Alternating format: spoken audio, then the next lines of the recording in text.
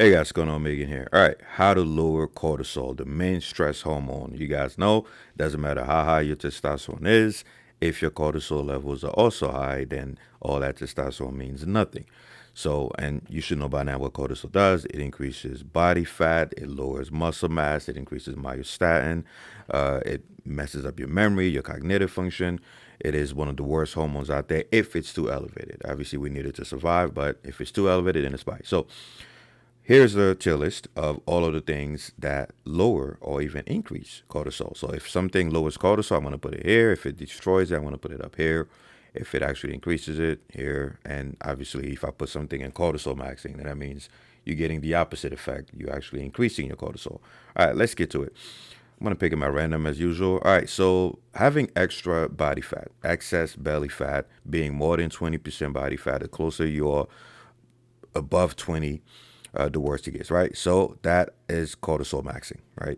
If your body fat is too high, long story short, I don't want to bore you with the mechanisms, but you're going to have way too much inflammation, and inflammation obviously leads to increases in cortisol. So if you want to lower your stress and you also want to lower your cortisol levels, you got to lose body fat, guys, especially if it's excessive.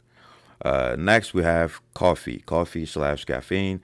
Now, this one is, it's kind of mixed. I'm going to put it at meh. Why is it down here? Simple, because even though coffee can increase cortisol, caffeine as well, it also has antioxidant properties, especially if you're taking coffee as opposed to just pure caffeine. And it can also increase testosterone and lower estradiol, the main estrogen. So you kind of get, a net effect here of zero, depending on which hormone, goes up more than the other. So some people drink coffee or take caffeine and they get a higher increase in testosterone and they do get an increase in cortisol, whereas some others get the opposite, where they get a small increase in testosterone but a huge increase in cortisol. So it really depends on your genetics and how your body responds to it. So I'm going to put it right there in the middle. Of course, inverted U curve applies. If you take way too much caffeine, then you're going to get a significant disproportionate increase in cortisol. All right, next we have comedy that destroys cortisol. I've been telling you guys over and over again, if you high stress, you gotta find ways to relax, find ways to laugh. It's very hard to laugh, meaning watch something funny or even laugh with friends and have high cortisol. It's the body doesn't work like that, right? You either stress in fight or flight mode or you relaxing in parasympathetic nervous system mode. So use comedy. It's one of the best things you have to lower stress. I could be stressed out of my mind, and you show me a funny video, and boom, cortisol goes down. So next, learn how to defend yourself. Right, get a gun, and I'm not talking about just fighting. I'm talking about self-defense. It could be a weapon. It could be, I don't care if it's a taser. I don't care if it's pepper spray. Have means of defending yourself, because most people don't know this, but a big root cause of high stress in men and in women, and also in animals, is just being helpless in the world, not being able to defend yourself, knowing that at any moment somebody can just change the course of your entire life, because you were too weak to defend yourself. That's definitely uh, gonna give you high anxiety and high stress levels. In fact, that's one of the main reasons why women are more stressed than men, based on the research. It's simply because of inability to defend themselves in most cases. So it's gonna lower cortisol, being able to defend yourself. And I'm not talking about just fighting. I'm talking about just having a weapon, right? Because it doesn't matter how good you are at fighting. Five people pull up on you, unless you John Jones, you screwed. Okay, next, drinking enough water. That lowers cortisol. Obviously, a lot of you guys are dehydrated, and if you're dehydrated, your testosterone to cortisol ratio is going to be screwed, and which makes sense, right? So make sure you're fully hydrated. That's going to lower your cortisol levels. Next, inflammation. Anything that increases inflammation, you are cortisol maxing. And in fact, that's one of the reasons why excess body fat increases stress and cortisol. Not just from the psychological effects on your self-esteem, but just from increasing inflammatory cytokines. So anything that increases inflammation is going to eventually lead to an increase in cortisol, especially if it's chronic inflammation. Acute inflammation is fine. You can't avoid it. Even training is going to acutely increase inflammation. In that case, it's actually good. But chronic, bad. Next, we have busting a nut. You guys already know that destroys cortisol. Now, there's an exception. If you're one of these idiots who still believes that ejaculating is bad and you got to retain your semen, whatever, then it's the actual opposite effect. Yes, people that think that ejaculating is bad get an increase in cortisol, which makes sense because they're anxious. They were fucking misled and lied to. Meanwhile, people that know that ejaculation is normal don't have that effect. They don't get an increase in cortisol. from ejaculating. So one of the best things you could do to destroy your stress is to bust nuts, right? Obviously, ideally, it should be in a woman, but if you can't, find ways to relieve yourself.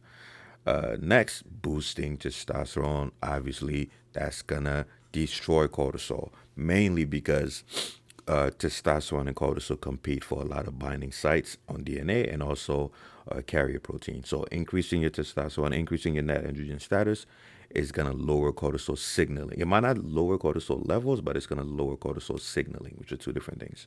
So, definitely increase your testosterone. Get my testosterone diet ebook. If you can't afford it, get the free version, get my free guide. The link should be in the description.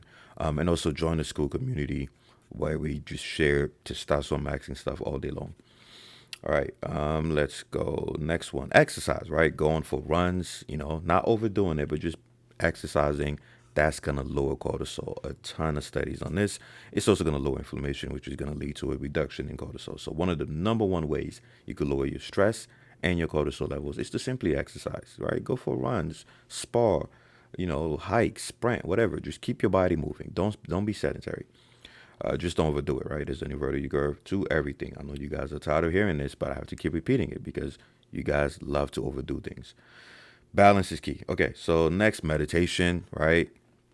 I'm going to put at lowest cortisol depending on the person. Some people, meditate and still have high anxiety, whereas some get huge benefits from meditation. But I believe every man should meditate every day, at least 2 to 5 minutes a day. So that's definitely going to lower cortisol. Next, going out in nature, right? Get out of your fucking house, right? Oh my goodness, I can't stand it. You guys are home all day and it's nuking you and nerfing you in every way you could think about. Go outside, go out in nature, go out, meet people. It's gonna do wonders for your cortisol. Obviously, in the beginning, you might be a little stressed out if you're a freaking hermit, but over time, your amygdala is gonna adjust and your body will be fine. Next, chewing gum. Chewing gum actually lowers cortisol. It tricks your body into thinking you're eating, and obviously, eating is an activity that lowers cortisol, depending on what you eat, of course. Next, we have taking frequent cold showers. That is also good for managing stress, simply because at first you're going to get this increase in cortisol and sympathetic nervous system drive, but over time your body's going to be better at processing stress. So taking frequent cold showers, I believe in taking cold showers every morning. You don't have to overdo it, of course, just a few seconds to a few minutes there is fine.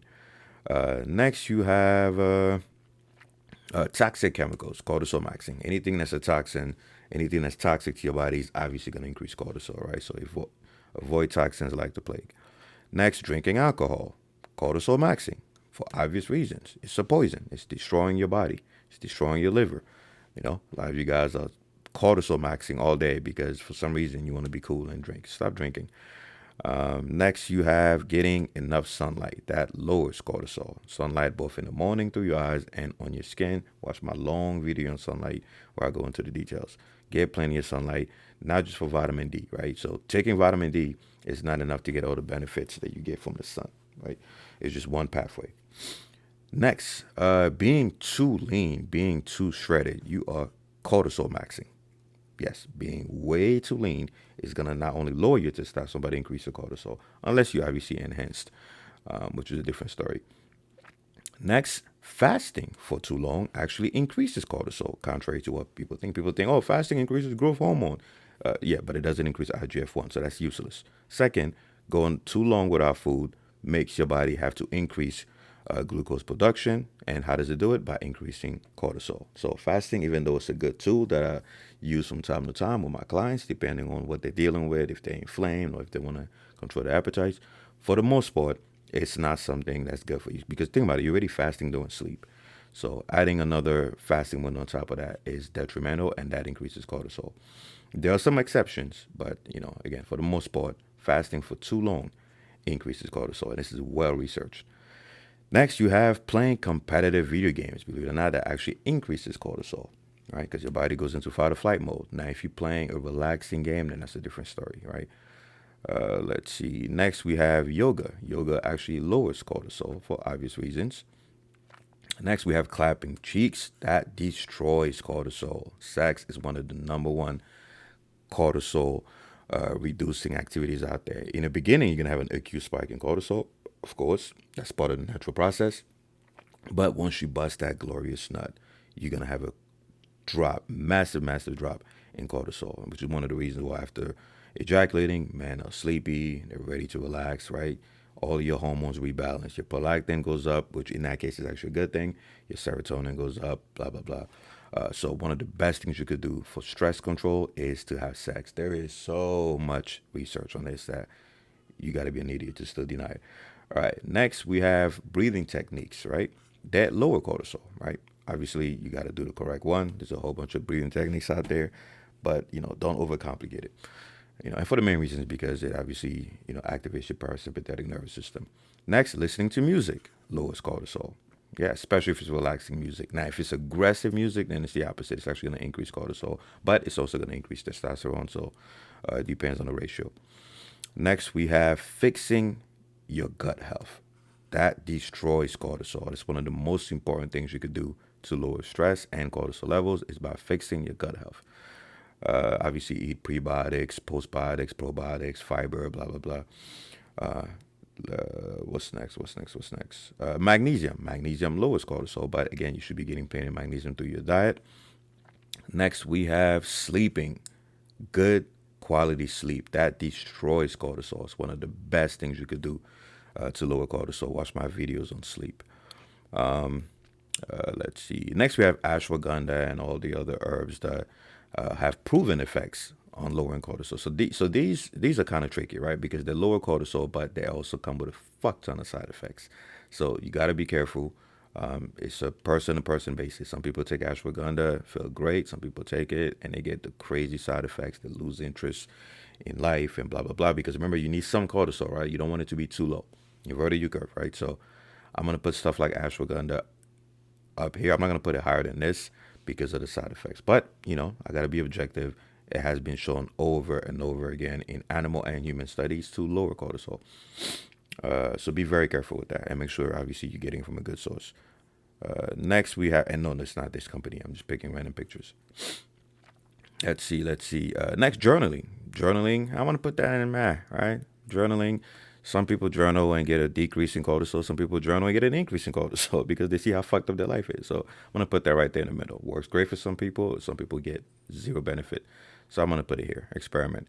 Smoking obviously increases cortisol. You should know this by now. Next, you have making money. Making money destroys cortisol. Well, actually, I want to put in lowers cortisol, right? Because it depends, right? Having enough money can obviously lower your cortisol because most of the reason why people are stressed is simply because of financial issues. But I'm not going to put it higher because the more money you have, usually you enter a realm where now you have more problems than you had before, right? So money doesn't fix all problems. It fixes a lot, but it also makes you enter new tiers in society where now you're dealing with new issues. So I'm going to put that up there. But definitely making more money is obviously going to lower your stress. Common sense. Money makes the world go around. Next, we have having a good circle of friends. Good friends. I'm not talking about fake friends. Good friends. That destroys cortisol. And unfortunately, a lot of you guys hiding under the I'm an introvert excuse don't have that, right? Find a community of friends. It's not going to cost you anything. Make sure you have good friends who actually care about your well-being. Watch the video. I think it's the New Year resolution videos that I made where I explain how to find good friends from bad friends. Because not everybody who calls yourself a friend is a true friend. A lot of those motherfuckers just want you to stay beneath them or at their level. The moment you start to do better in life, they try to pull you down. All right. When I say have a good community of friends, find friends that want you to surpass them. That's how you know if you have a good friend. If your friend wants you to become better than him, then that's a good friend. But if you have friends that see you fuck up and then they're like, oh, yeah, it's okay, just relax, you only live once. Yeah, run for your life. Don't forget, you're the average of the 5 people you hang out with. That's not, I know it's cliched, but it is one of the truest statements out there. All right, next you have excessive cardio. That is cortisol maxing. Excessive cardio, doing way more than your body's ability to recover. That's going to max out your cortisol. Not good. Let's see. Lifting weights. Believe it or not, lifting weights lowers cortisol, right? Acutely, you're going to get an increase in cortisol, but as long as you eat enough carbohydrates, as long as your glycogen stores are not depleted, as long as the workout session is not too long and is properly balanced, over time, you will have a reduction in cortisol, in baseline cortisol. So it's one of the best things you could do to balance your cortisol levels. Not to mention, you're going to increase your net androgen status. So that's also going to help reducing cortisol signaling. Next, we have overtraining, right? That's cortisol maxing, right? I always tell you guys, it's not really overtraining, it's under recovering, right? If you under recovered, and then even one set is going to spike your cortisol. So it's not about not training too hard. It's really about managing recovery well so that you're not under recovered. And by the way, use your hand grip strength. It's a great measure of recovery status. Next, we have eating carbs. People don't know this, but eating carbs lowers cortisol. That's one of the reasons why, if you go on a keto, carnivore diet, and you train on top of that, you train hard, you're going to have super high cortisol levels, right? Because your body's going to have to convert protein and fats into glucose, which requires cortisol. So make sure you're eating a high carbohydrate diet, especially if you're very active. Now, if you're insulin resistant or you're very sedentary, then that's a completely different story. But definitely eat a high carb diet, do carb backloading to make sure that you stay insulin sensitive. Next, you have going on walks. That lowers cortisol. Getting at least 10,000 steps a day, that's been proven over and over again to modulate stress levels. So go on walk, ideally outdoors. But if you can do it outdoors, it's fine. Just make sure you're moving. Next, we have anything that increases your parasympathetic nervous system. That's going to lower cortisol as well. Learning to fight. Guys, I've said this over and over again. Every man should be able to fight. And that's actually going to lower cortisol simply because you're going to be less anxious walking around knowing that you could defend yourself. So definitely learn to fight, MMA, jiu-jitsu, boxing, whatever. Learn how to defend yourself against at least one or two assailants.